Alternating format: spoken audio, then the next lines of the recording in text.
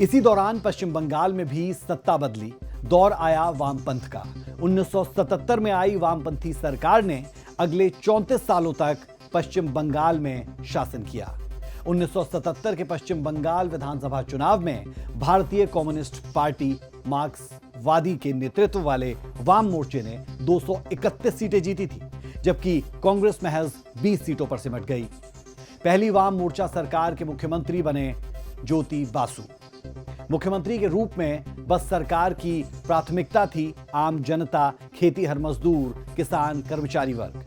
ज्योति बासु के नेतृत्व वाली वाम मोर्चा सरकार ने पश्चिम बंगाल में भूमि सुधार और पंचायत प्रणाली में महत्वपूर्ण सुधार किए थे। लेकिन ज्योति बासु सरकार की सोशल प्रायोरिटी वाली पॉलिटिकल और इकोनॉमिकल स्ट्रेटजी इंडस्ट्रीज के विकास पर भारी पड़ गई। ट्रेड यूनियंस और वर्कर्स राइट की हिमायती सरकार और उद्यमियों के बीच अक्सर टकराव होने लगा। नतीजा ये रहा कि उद्योगपति बंगाल से कटने लगे। पश्चिम बंगाल के पतन में 2004 के बाद का समय मील का पत्थर साबित हुआ। वाम सरकार राज्य में व्यापार को बढ़ावा देने के लिए जहां इंडस्ट्री डेवलपमेंट के लिए कई पॉलिसी लेकर आई, वहीं ममता बनर्जी सरकार की इन्हीं नीतियों का विरोध कर आम जनता की चहेती बनी। मास प्रोटेस्ट को जरिया बनाकर कांग्रेस छोड़कर टीएमसी बनाने वाली ममता बनर्जी पश्चिम बंगाल की जनता की दीदी बन गई। बात साल 2006 की है, सिंगूर विवाद की है, जिसने पश्चिम बंगाल के अर्श तक पहुंचने के रास्ते को फर्श पर ला दिया। टाटा मोटर्स के साथ सरकार ने करार किया, जिसके तहत कंपनी सिंगूर में कारखाना खोलती और इसके लिए सरकार कंपनी को जमीन अधिग्रहित करवाने में मदद करती। लेकिन किसानों ने इसका जमकर विरोध किया। ममता बनर्जी को भी इस बहाने राजनीति चमकाने की खिड़की मिलती नजर आई, जिसकी उन्हें बेहद जरूरत भी थी। सफेद साड़ी और रबड़ की चप्पल पहने दीदी सैकड़ों लोगों के साथ सड़क पर उतर आई। ममता बनर्जी भूख हड़ताल पर बैठी। 26 दिन की हंगर स्ट्राइक के बाद सरकार को झुकना पड़ा। 2007 में नंदीग्राम में दुखद घटना घटी। विशेष आर्थिक क्षेत्र यानी स्पेशल इकोनॉमिक जोन का विरोध कर रहे प्रदर्शनकारियों में से 14 की पुलिस गोलीबारी में मौत हो गई। 2008 में रतन टाटा बंगाल छोड़कर गुजरात चले गए। वाम मोर्चा को लोकसभा और पंचायत चुनाव में हार का सामना करना पड़ा। 2011 में वाम सरकार ने अपना 34 साल पुराना शासन खो दिया।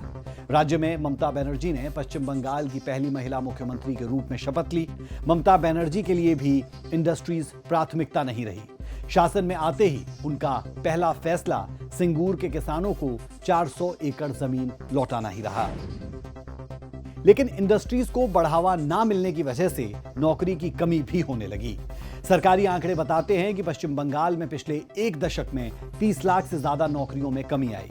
दूसरे राज्य जहां रोजगार पैदा करने में आगे रहे, वहीं पश्चिम बंगाल से युवा नौकरियों के लिए दूसरे राज्यों में जाने को मजबूर हुआ। इतना ही नहीं, राज्य में भिखारियों की संख्या तेजी से बढ़ रही है। बिजनेस करने वालों से पैसे मांगे जाते हैं, कैसे टीएमसी के लोग धमकाते हैं, तोड़फोड़ करने की, काम बंद करने की धमकियां देते हैं, तो वो भी डरकर भाग जाते हैं।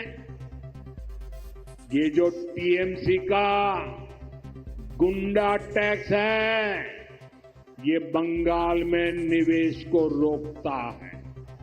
आज पश्चिम बंगाल का नौजवान पलायन के लिए मजबूर है।